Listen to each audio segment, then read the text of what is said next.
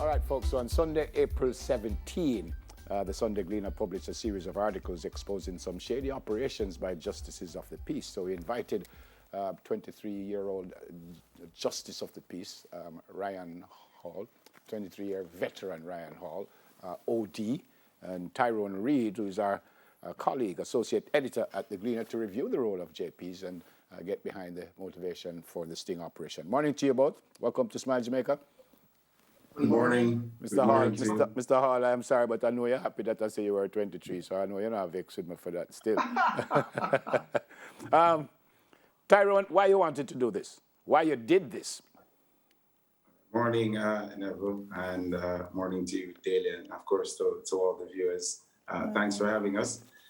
We at the Sunday Gleaner, as the national paper of record, we wanted to put the system to the test. We know that JPs are an important part of the architecture in terms of verifying persons. Mm-hmm. And so the team thought it was a good idea to see whether or not they were still charging, because some of them have been accused of doing in the past, and whether or not they'd be willing to write letters of recommendations for complete strangers. And so we decided to put the system to the test. And so we went across 6 parishes, included 16 JPs in our small survey. Of course, it's not scientific, but just to get an idea as to what was happening. And I think the results are at least 1 in 4 of the JPs that we included in the survey. 1 in 4 of them were willing to, one, either accept payment or ask for payment for their services, which they ought not to do. That's a breach of the law. The services ought to be delivered free of charge. Yep. Tyrone, let me jump in quickly, Time, because we usually don't have enough time to get to where we want to get to. Why did you, let me use that word. Why did you target the JPs that you went to? Is it something that you heard before, or was this just a random selection of JPs? Right. So no, JPs were not targeted. It was a random selection of JPs. Particular JPs were not targeted. It was random selection. Okay. Mm-hmm. So, Mr. Hall, I want to ask you. You've been a 23-year veteran. I think a lot of people are still not sure what a JP does. It's an extensive list. I know we can't go through it all this morning, but why did you become a JP? Well, it was twofold. Firstly, I used to work for the Bank of Nova Scotia, and at the particular time, we were always having problems in securing the services of JPs to certify documents for our customers and for the bank. Mm-hmm.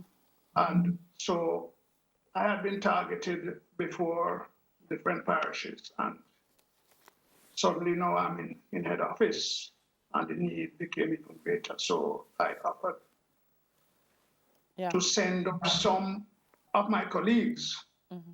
because at that time you had to be recommended to become a JP.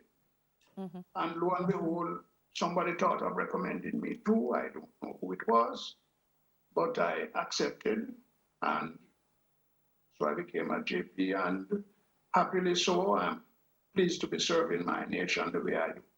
Yes. Tyrone, the serving of the nation, it's a lot. I mean, when I look at the scope of work that the JPs have to do and just how much people rely on them, are they compensated enough?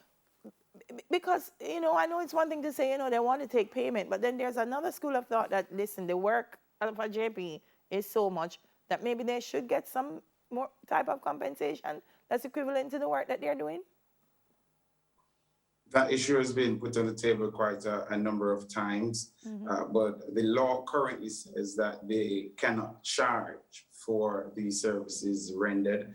That's what the law says. Even in the article that was published on Sunday, that particular issue was raised again, put squarely on the table by opposition Senator Donald Scott Motley, mm-hmm. Suggesting that the services offered by JPs are quite a bit of services, and that consideration ought to again be given to compensating the JPs for the work that they do. As the law is right now, they can't charge for those services. They can't charge to recoup what they spend on ink and other things that they need to get the job done. It must be done free of charge. That is what the law says. It is something for parliamentarians to revisit as to whether or not JPs ought to be compensated. But as it stands now, that is not the case. As a matter of fact, the law there are two pieces of legislation we came across that address and deal with the whole business of JPs. And one of them made it clear that the Governor General could appoint stipendiary justices, but across the main, as it now is, and as it now stands, they can't charge. But as to whether or not they should be allowed to, I get the jury is still out on that. A number of people do believe that they should be able to at least recover some of the cost of operating as a justice. Yeah, well, let me ask Mr. Hall that question. Mr. Hall, is there any service that you do that you should be paid for? Any service at all that you ought to be paid for? And do you think that you should be paid for what you do?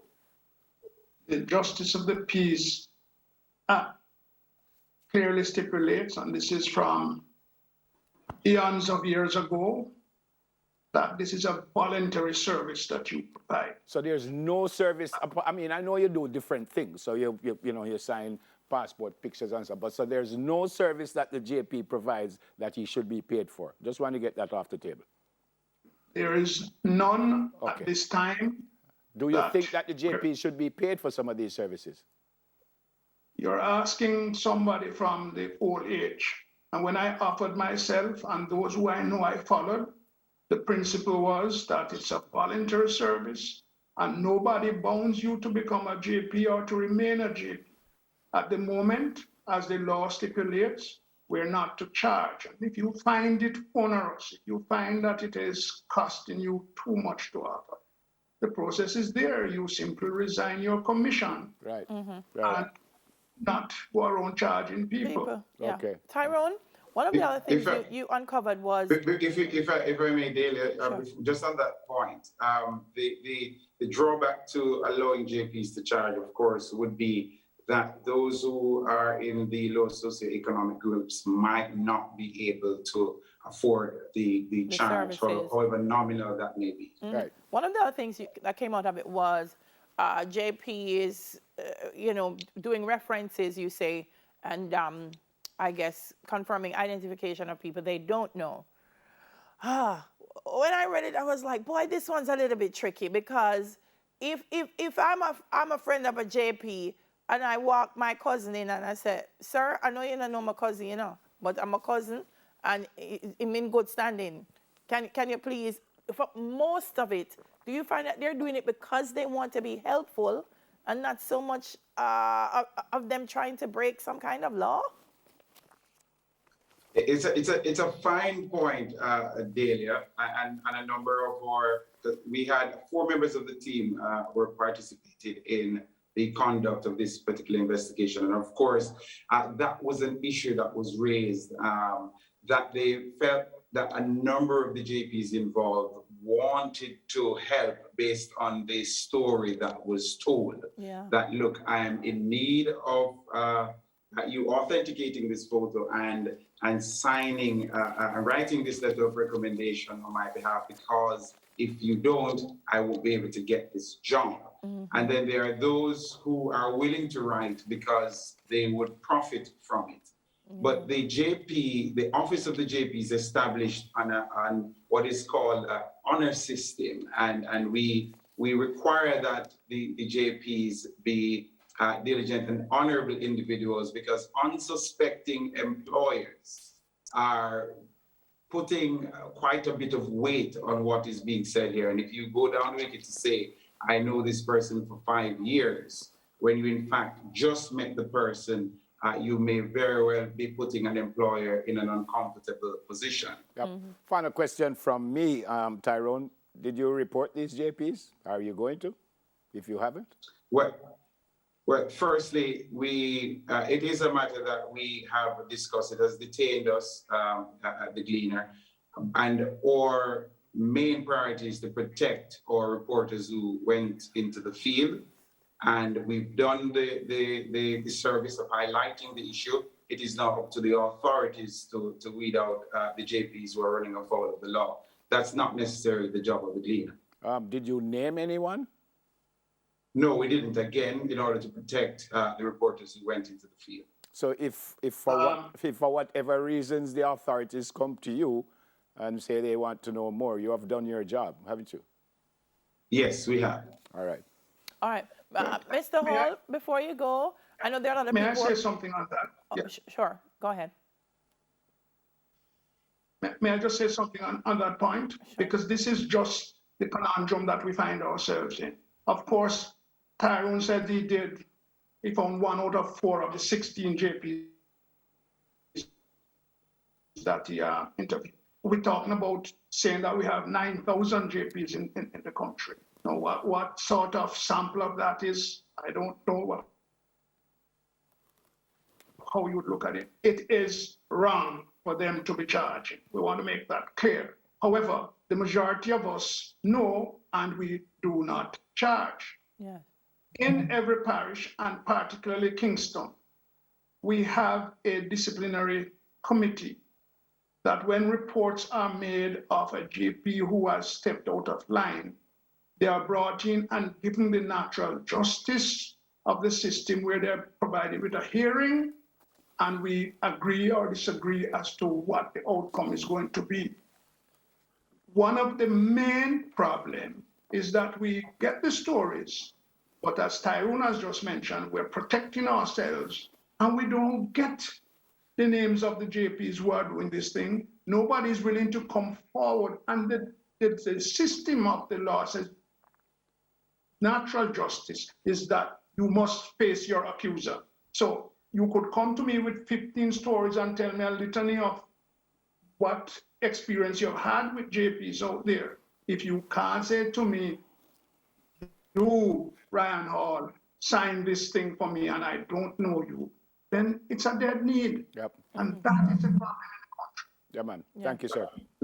All right. Thank you both. We had an extensive list to just clarify to our viewers what the roles and functions are of a JP, but it's quite a lot. And I urge our viewers to go and find out, because a lot of times they go to JPs and that's not what the JP is supposed to be doing, or you're asking the poor JP in the community, and here we have it. So execution of documents, the summonses, warrants, licensing authority, bail, visits to police stations. There you have it. It's quite a bit. All right. Thanks, guys. Thanks for being with us, and stay safe. God bless you both. All right? Thank you for having us. God bless you. Justice of the Peace, Rion Hall, OD. 23-year-old. Yes.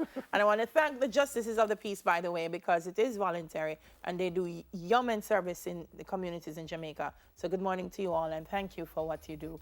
And Tyrone Reid, keep doing great work, Associate Editor. And Mr. Hall made a great point. He said there are 9,000 of them.